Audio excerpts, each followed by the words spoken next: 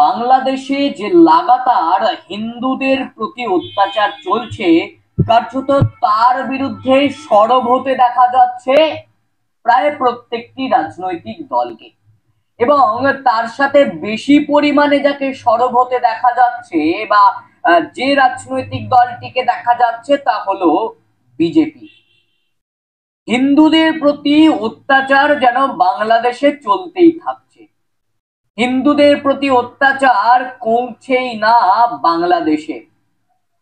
শুধুমাত্র যে হিন্দুদের প্রতি অত্যাচার বা মারধরের চিত্র ফুটে উঠছে সেটা নয়, যে চিন্ময় কৃষ্ণ দাসকে যে গ্রেপ্তার করা হয়েছে, কার্যত তারও প্রতিবাদে রাস্তায় নামতে দেখা যাচ্ছে বহু মানুষকে।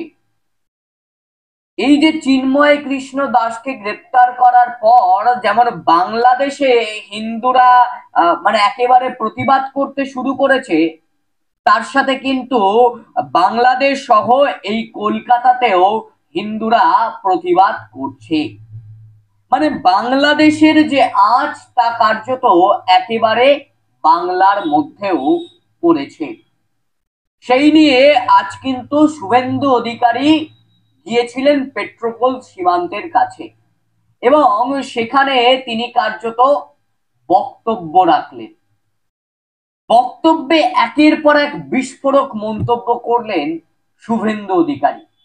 আগে আমরা সেই বক্তব্যগুলো শুনবো, তারপর আমরা সেই বক্তব্য নিয়ে আলোচনায় আসব। আজকে ঘোষণা করেছিলাম যে পেট্রোপোল সীমান্ত দিয়ে বাণিজ্য বন্ধ থাকবে। আজকে সকাল 6টা থেকে বাণিজ্য বন্ধ আছে এবং আমি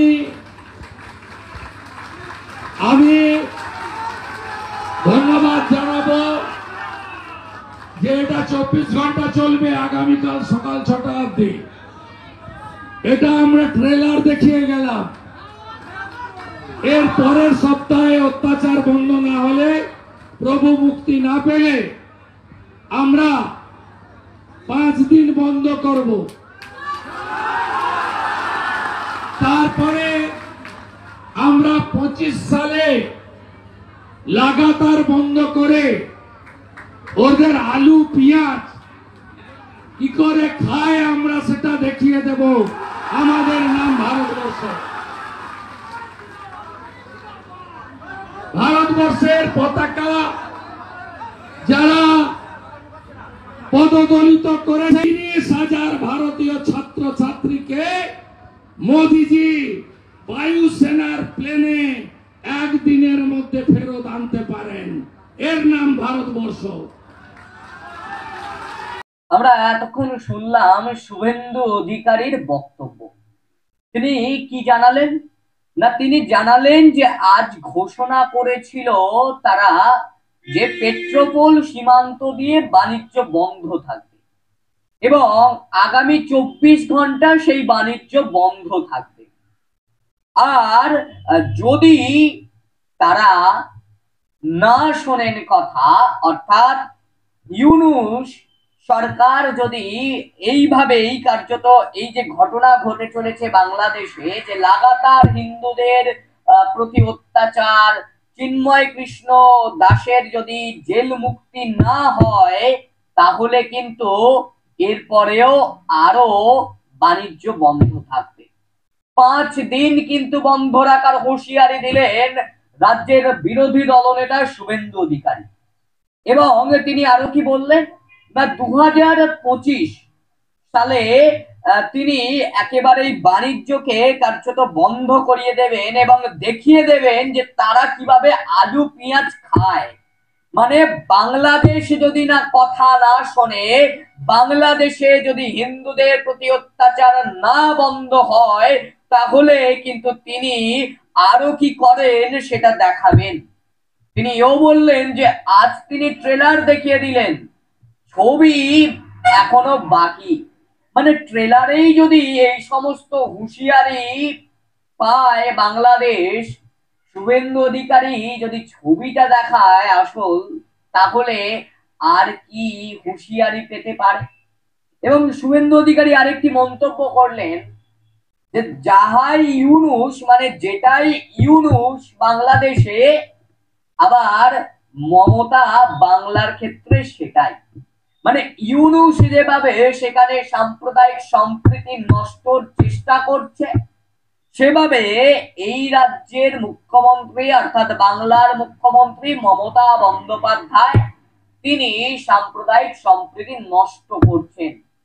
এবং তার মুখেই উঠে এলো ওয়াকআপ বিষয় নিয়েও, এবং তিনি ইউনুসকে হুঁশিয়ারি দিলেন ইউনুসের নাম ধরে যে যদি না তারা এই যে অত্যাচারের চিত্র না বদলায়, অর্থাৎ বাংলাদেশে হিন্দুদের প্রতি অত্যাচার না কমে, তাহলে কিন্তু তাকে বুঝিয়ে দেবেন শুভেন্দু অধিকারী।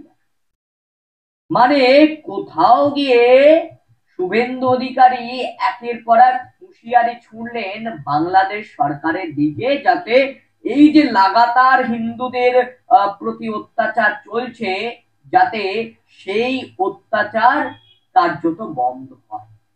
আমরা দেখেছি এই রাজ্য থেকে বাংলাদেশি বিএনপি নেতা গ্রেপ্তার হচ্ছে। আমরা দেখছি এই রাজ্যের একজন বন্ধু, মানে তার বন্ধুর বাড়ি হচ্ছে বাংলাদেশে, সেখানে যখন সে গিয়েছিল সেখান থেকে তারা মাথা ফাটায় দুষ্কৃতীরা, এবং তাদের নামে থানায় অভিযোগ করতে গেলে থানা সেই অভিযোগ নেয়নি। মানে কোন অরাজকতার সৃষ্টি হয়েছে বাংলাদেশে। তারপরেও এই রাজ্যে কোথাও গিয়ে যেগুলো বিজেপির দাবি বা বিজেপি যে প্রশ্ন তুলছে যে মমতা বন্দ্যোপাধ্যায় সেই বিষয়ে কিন্তু সেভাবে মুখ খুলছেন না। কেন মুখ খুলছেন না? মমতা বন্দ্যোপাধ্যায় কিন্তু বলেছেন যে বাংলাদেশ নিয়ে যে সমস্ত ঘটনা ঘটছে তা নিয়ে কেন্দ্র যা সিদ্ধান্ত নেবে সেটাই তিনি নেবেন। মানে তিনি রাজ্য আলাদা হয়ে, যেহেতু এটা একেবারে দেশের বাইরের ব্যাপার, তাই সেক্ষেত্রে তিনি কোনো সিদ্ধান্ত নেবেন না। তবে এই যে পেট্রোপোল সীমান্ত, যেখানে শুভেন্দু অধিকারী একেবারে কর্মসূচি করলেন, সেখান থেকে যে হুঁশিয়ারি গুলো দিলেন, তাতে কি বাংলাদেশের ইউনূস সরকারের কানে একটু হলেও পৌঁছাবে? হিন্দুদের প্রতি বাংলাদেশে অত্যাচার কি আদতেও কমবে?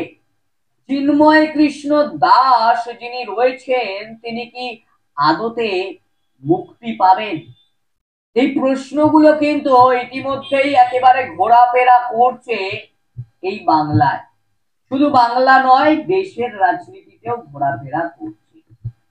কারণ এই বাংলাদেশ ইস্যু যে শুধুমাত্র বাংলাতেই বা ভারতবর্ষেই সীমাবদ্ধ আছে তা নয়। আমরা দেখেছি ব্রিটেনে বাংলাদেশ নিয়ে কথা হতো, মানে যেভাবে বাংলাদেশে কয়েকদিন আগে আমরা দেখেছিলাম যে একটা অরাজকতার চিত্র, কার্যত সেই অরাজকতার চিত্রই যেন পুনরাবৃত্তি ঘটছে বাংলাদেশে। কবে বাংলাদেশ শান্ত হবে? কবে বাংলাদেশে যারা সংখ্যালঘু রয়েছেন তারা আর অত্যাচারিত হবেন না? বাংলাদেশে যেভাবে সংখ্যালঘুরা অত্যাচারিত হচ্ছে, সেইভাবে কিন্তু বাংলায় যে সমস্ত সংখ্যালঘুরা রয়েছেন তারা কিন্তু সেভাবে অত্যাচারিত হচ্ছেন না। মানে যেখানে বাংলায় একটা শান্তির পরিবেশ বা ভারতবর্ষে একটা শান্তির পরিবেশ রয়েছে, সেখানে বাংলাদেশে কার্যত অশান্তির পরিবেশ। এমনকি বাংলাদেশ থেকে বারে বারে সীমান্ত দিয়ে মানুষ প্রবেশ করছে ভারতে, এবং বাংলাদেশে সবচেয়ে বড় কথা বাংলায় প্রবেশ করছে। মানে বাংলা কি তবে দুষ্কৃতীদের আঁতুড়ঘর তৈরি হয়েছে? বাংলা কি বাংলাদেশি যারা রয়েছে, যারা অরাজকতা সৃষ্টি করতে চাইছে, তাদের আশ্রয়স্থল হিসেবে কাজ করছে এই বাংলা? তবে শুভেন্দু অধিকারী বলেছিলেন আজ যারা সেখানে সীমান্তে যারা পাহারা দিচ্ছেন তাদের সঙ্গে কোনো সংঘাতে তিনি যাবেন না, তিনি তার কর্মসূচি ওখানে করবেন, এবং তিনি তার বক্তব্য রাখবেন, ব্যাস এটুকুই। এবং সেই বক্তব্যের মধ্য থেকেই কিন্তু একের পর এক বিস্ফোরক কথা শুনতে পাওয়া গেল। মানে একেবারে পাল্টা হুঁশিয়ারি দিতে শোনা গেল বাংলাদেশে ইউনূস সরকারকে। এবং তার সঙ্গে মুখ্যমন্ত্রী মমতা বন্দ্যোপাধ্যায়কেও কিন্তু পাল্টা দিলেন শুভেন্দু অধিকারী। তিনি বিধানসভায় আজ কি বললেন, সেই সমস্ত কথা নিয়ে কার্যত শুভেন্দু অধিকারী বক্তব্য রাখলেন। সেই বক্তব্যে কি বললেন? শুভেন্দু অধিকারীর যে মন্তব্য নিয়ে কার্যত একেবারে উত্তাল, যে ওপারে ইউনূস যাহা এপারে মমতা বন্দ্যোপাধ্যায় তাহা, এই কথাটা দিয়েই কার্যত মমতা বন্দ্যোপাধ্যায়কে বিঁধলেন শুভেন্দু অধিকারী। এবং তিনি আরেকটি কথা বললেন, এ লড়াই অস্তিত্ব রক্ষার লড়াই। মানে যে হিন্দুদের অস্তিত্ব কার্যত যে বাংলাদেশে আজ নষ্ট হতে চলেছে, সেই অস্তিত্ব রক্ষার লড়াই করছেন শুভেন্দু অধিকারী। এবং শুভেন্দু অধিকারী মানেই সেখানে করছেন বিজেপি, ভারতীয় জনতা পার্টিও এটাই করছেন, যে অস্তিত্ব রক্ষার লড়াই। শুভেন্দু অধিকারী আর কি কি বললেন সে নিয়ে আমরা আলোচনায় আসছি। আজ যে পেট্রোপোল সীমান্তে যেখানে গিয়ে শুভেন্দু অধিকারী বক্তব্য রাখছেন, সেই বক্তব্য সহ যে বিষয় উঠে আসছে, যে এখনো জেলবন্দি রয়েছেন চিন্ময় কৃষ্ণ দাস। এই চিন্ময় কৃষ্ণ দাস না ইসকনের একজন সন্ন্যাসী। তার মুক্তির দাবিতে বাংলাদেশে একেবারে পথে নেমেছে হিন্দুরা, প্রতিবাদ করছেন। শুধুমাত্র যে বাংলাদেশেই পথে নেমেছেন তা নয়, বাংলাদেশ সহ বিভিন্ন জায়গায়, মানে আমাদের যদি ভারতবর্ষে দেখা যায়, পশ্চিমবঙ্গে দেখা যায়, বিভিন্ন জায়গায় হিন্দুরা কার্যত পথে নেমেছেন চিন্ময় কৃষ্ণ দাসের মুক্তির দাবিতে এবং বাংলাদেশে যে হিন্দুদের প্রতি অত্যাচার হচ্ছে তার দাবিতে। সেখানে তাদের নাগারে আক্রান্ত হতে হচ্ছে, কাদের না হিন্দুদের। মানে কল্যাণ বন্দ্যোপাধ্যায় রানী রাসমণি থেকে ওয়াকফ যে সংশোধনী বিলের বাতিলের দাবিতে যে প্রতিবাদ সভা অনুষ্ঠিত হলো দুদিন আগে, সেখান থেকে কল্যাণ বন্দ্যোপাধ্যায় বললেন দাদা এবং ভাই কাদেরকে না, সংখ্যালঘু এবং সংখ্যাগুরুদেরকে।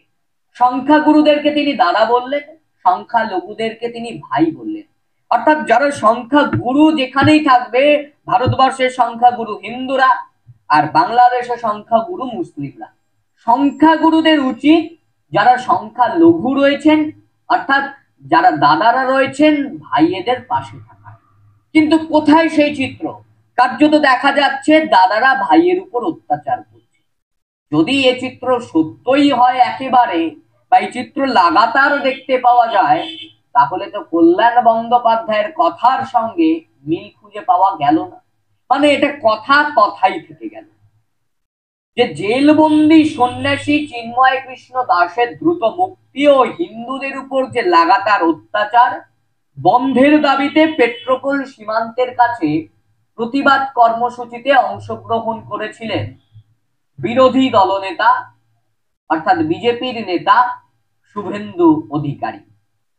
সেখান থেকে তিনি বাংলাদেশকে তো হুঁশিয়ারি দিলেন এবং তার সঙ্গে বিঁধলেন সবচেয়ে বড় কথা, যে বাংলাদেশকে হুঁশিয়ারি দেওয়ার সময়ও শুভেন্দু অধিকারী বিঁধছেন কাকে না, বাংলার মুখ্যমন্ত্রী মমতা বন্দ্যোপাধ্যায়। মানে যাই হোক না কেন সবকিছুকেই বিজেপি একটা রঙে চেষ্টা করে রাঙানো। কোন রঙে না, যাই হোক সবুজ রংটাকে দিয়ে একটু রাঙিয়ে দেওয়া যাক। মানে যে ঘটনাই হোক মুখ্যমন্ত্রী মমতা বন্দ্যোপাধ্যায়ের নামকে ব্যবহার করতে হবে। শুধু শুভেন্দু অধিকারী নয়, নওশাদ সিদ্দিকী পর্যন্ত পারেন যে যাই হোক না কেন সেখানে মমতা বন্দ্যোপাধ্যায়ের নাম বলো। ডাক্তাররা যেখানে মুখ্যমন্ত্রীর পদত্যাগ চাননি, সেখানে বিরোধী দল বিজেপি সেখানে মুখ্যমন্ত্রীর পদত্যাগ চেয়েছিলেন আরজি কর কাণ্ড নিয়ে। মানে মুখ্যমন্ত্রী কার্যত এখন গলার কাঁটা হয়ে রয়েছেন এই বিজেপি। তাই জন্য বারে বারে যে ইস্যুই আসে না কেন, সেই ইস্যুতেই মুখ্যমন্ত্রীর পদত্যাগ, মুখ্যমন্ত্রী মমতা বন্দ্যোপাধ্যায়কে হুঁশিয়ারি, মুখ্যমন্ত্রী মমতা বন্দ্যোপাধ্যায়কে বেধা, এইগুলো যেন চলতেই থাকে। এবার বিরোধী দলনেতা শুভেন্দু অধিকারী যে বক্তব্য রাখছেন, কি বললেন না, মুখ্যমন্ত্রী একটু আগে বিধানসভায় বলেছেন ভারত সরকার পিস কিপিং ফোর্স রাষ্ট্রসংঘকে দিয়ে পাঠাক। মাননীয়া ফালাকাটায় দুর্গা মণ্ডপে গিয়ে যখন জেহাদিরা বলল শাঁখ বাজাবেন না, উলুধ্বনি দেবেন না, ঢাক বাজাবেন না, কোথায় ছিল আপনার পুলিশ? মানে মমতা বন্দ্যোপাধ্যায়কে যেমন বিতলেন, তার সঙ্গে মমতা বন্দ্যোপাধ্যায়ের পুলিশকেও কিন্তু একেবারে বিতলেন। মাননীয়া গার্ডেন রিচে দুর্গা মণ্ডপে ঢুকে বলল গীতা পাঠ, চণ্ডী পাঠ, মন্ত্রোচ্চারণের মাইক বন্ধ করো। কোথায় ছিল আপনার পুলিশ? মানে যখন মুখ্যমন্ত্রী এই কথাগুলো বলেন, তারপরে কোথায় ছিল এই রাজ্যের পুলিশ? মাননীয়া হাওড়ার শ্যামপুরে 5টা দুর্গা মূর্তি ভাঙলো বিজয়া দশমীতে, কোথায় ছিল আপনার পুলিশ? মানে মাননীয়াকে একের পর এক প্রশ্ন ছুড়েছেন শুভেন্দু অধিকারী, এবং তার সঙ্গে তিনি এও বলেছেন যে তখন আপনার পুলিশ কোথায় ছিল। বিধানসভার বক্তব্যকে নিয়ে একের পর এক প্রশ্ন কিন্তু ছুড়ে দিলেন মুখ্যমন্ত্রীর দিকে। কার্তিক পুজোয় বেলডাঙ্গায় সব হিন্দুকে মেরে মন্দির ভেঙে শেষ করলেন, কোথায় ছিলেন আপনি? তারপরেই কিন্তু শুভেন্দু অধিকারী এই মন্তব্য করার পরেই বললেন ওপারে ইউনুস যাহা, এপারে মমতা ব্যানার্জি তাহা। মানে ওপারে ইউনুস যে কাণ্ডগুলো ঘটাচ্ছে, যে কাজগুলোকে সমর্থন করছেন, মমতা বন্দ্যোপাধ্যায় ঠিক তেমনি সেই কাজগুলোকে সমর্থন করছেন। এ লড়াই বাঁচার লড়াই। কাদের বাঁচার? না, হিন্দুত্বের বাঁচার। এ লড়াই টিকে থাকার নয়, অস্তিত্ব রক্ষার লড়াই। মানে শুধুমাত্র টিকে থাকা নয়, নিজেদের অস্তিত্বকে টিকে থাকার লড়াই এ লড়াই। শুভেন্দু অধিকারী কার্যত এই মন্তব্য করলেন। চিন্ময় কৃষ্ণ দাসের যে গ্রেপ্তারি, চরম ক্ষোভের আবহেই বাংলাদেশে আরো 4 জনকে গ্রেপ্তার করা হয়েছে। এর ফলে চিন্ময় কৃষ্ণ দাস সহ গ্রেপ্তারি বেড়ে হয়েছে মোট 5 জন। এদিকে ভারতে আসার পথে বেনাপোল সীমান্তে আটকে দেয়া হয় বহু ইস্কন ভক্ত। আর কিভাবে বাংলাদেশ হিন্দুদের প্রতি অত্যাচার চালাবে? এইভাবে কতদিন বাংলাদেশে হিন্দুরা লাঞ্ছিত হবে, বঞ্চিত হবে, অত্যাচারিত হবে, প্রশ্নটা থাকছে। এবং জানিয়ে নতুন করে তৈরি হলো অপ্রীতিকর পরিস্থিতি। হাতে রয়েছে বৈধ পাসপোর্ট, ভিসা, তাও সরকারের আপত্তি।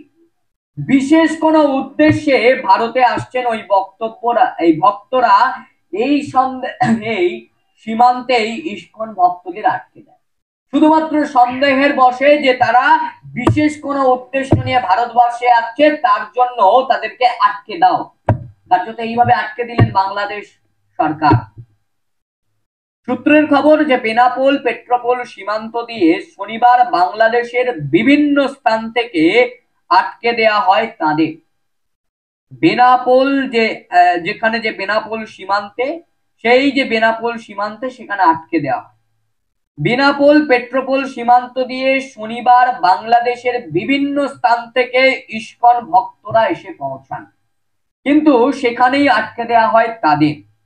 বেনাপোল ইমিগ্রেশন চেকপোস্টের যে ভারপ্রাপ্ত আধিকারিক ইমতিয়াজ আহসানুল কাদের ভুঁইয়া বাংলাদেশের সংবাদ মাধ্যম ডেইলি স্টারকে বলেছেন, আমরা পুলিশের বিশেষ শাখার সঙ্গে এ বিষয়ে পরামর্শ করেছি, ঊর্ধ্বতন কর্তৃপক্ষের কাছ থেকে তাদের অনুমতি দেওয়ার নির্দেশ পেয়েছি। শুভেন্দু অধিকারী যে মন্তব্যগুলো করলেন এবং তার সাথে আমরা যে বিষয়টা তুলে ধরলাম যে বাংলাদেশের বর্তমান পরিস্থিতি, সব মিলিয়ে কিন্তু কোথাও গিয়ে এই রাজ্যের সঙ্গে কিন্তু ইউনুসের কোথাও হলেও মিল পাওয়া যাচ্ছে। মানে যেটাই ইউনুস সেটাই মমতা বন্দ্যোপাধ্যায়। শুভেন্দু অধিকারীর যে প্রশ্নগুলোর সঙ্গে মিল কিন্তু পাওয়া যাচ্ছে। প্রশ্ন এটাই থাকছে যে যাই হোক না কেন, কবে বাংলাদেশের হিন্দুদের প্রতি অত্যাচার বন্ধ হবে, কবে সেখানে সম্প্রীতি ফিরে আসবে, কবে সেখানে শান্তি ফিরে আসবে, সেটাই দেখার অপেক্ষায় কার্যত গোটা পৃথিবী।